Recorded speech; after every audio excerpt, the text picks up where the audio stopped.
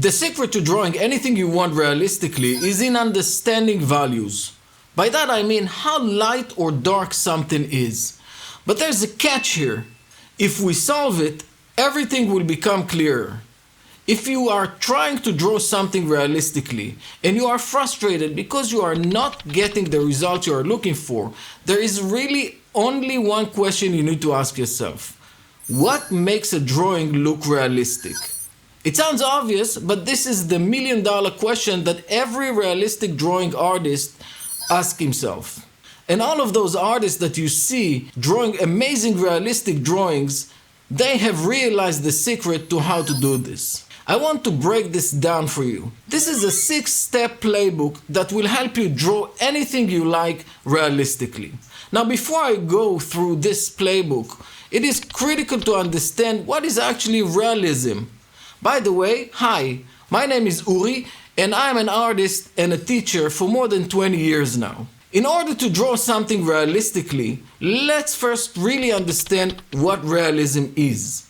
Or what do we actually see when we look at something? Or even better, what is it that we think we see?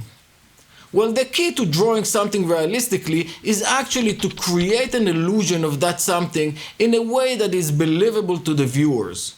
So the real question is, what in a realistic drawing makes it believable? And the simple answer to that is values. The reason that values create realism is that if there are no values, then there is nothing.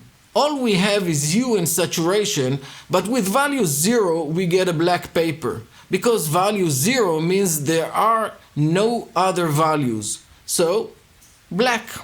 So if we want to draw anything really, we must understand the values that we are using in our drawing or painting for that matter. And the way we lay them out will dictate how realistic the drawing will look to the viewers.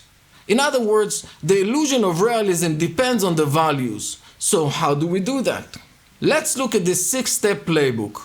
How to see better, the value illusion, relative values, value range, contrast, and details. Now let's start with step 1. If you are using a reference for your drawing, drop the saturation to 0. This way, you will only see the values.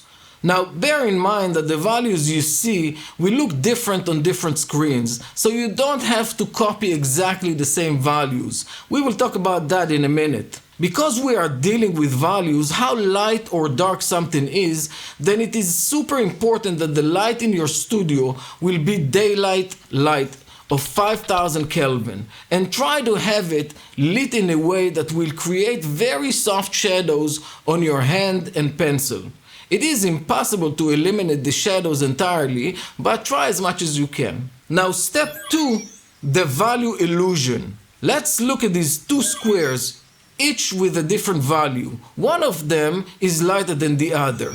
Or is it? Our eyes trick us into thinking that these values are different while they are actually the same.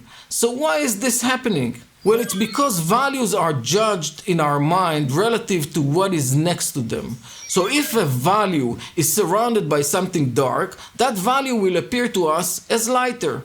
If surrounded by something light, it will appear darker. So if we want to create something realistic, we need to understand relative values, which incidentally is the next step. Step 3, relative values. So now that we understand that values appear different depending on what is next to them, it becomes clear that every value in our drawing needs to be checked versus the values around it, which lead us to an important decision that we need to take almost right from the start, which is deciding what will be our darkest dark and our lightest light. This will help us establish our value scale. Now my suggestion to you is start with making a decision on what is your lightest light and darkest dark. In the case of drawing on a white paper, the lightest light can be the paper itself. Mark on your drawing the areas with the darkest dark with your pencil, and make sure you do not deviate from that during your shading process. Step number 4, the value range. The wider the range of values we use, the better and more realistic we get. Try to look at anything realistic and you will see a very wide range of values, a great variety. Remember that what makes something look flat is drawing the same value on a relatively bigger area.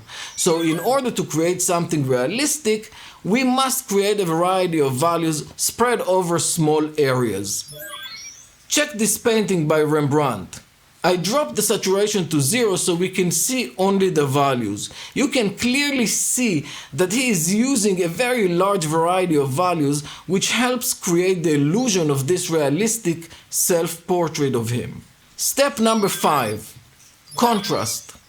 It is important to create a good contrast and difference between the darkest dark and the lightest light. This will help to enhance the three-dimensional quality of the drawing. Think about the shadows in a portrait versus the strongest highlight. We can see it in the shadows around the zygomatic bone versus the highlight in the forehead, for example. Or in the eyes, the dark of the pupil versus the small but strong highlight next to it. This contrast is making all the difference. In the Renaissance time, they used the chiaroscuro technique to establish that contrast, like you see here in one of Caravaggio's paintings. Now, step number 6, details. The last step in this playbook is about details. How much detail does a realistic drawing need? Well, this might surprise you, but the level of details is not necessarily an indication of a realistic drawing. Have a look at that drawing by Anders Zorn. It is amazingly realistic, but if we look closer, it is built from sketch lines only. However, he is controlling the values by lighter or stronger strokes. You do not have to describe every detail in your drawing. You can do that if you want. There is nothing wrong with that. It is just a matter of style and what you want to achieve. But realism does not necessarily mean a highly detailed drawing.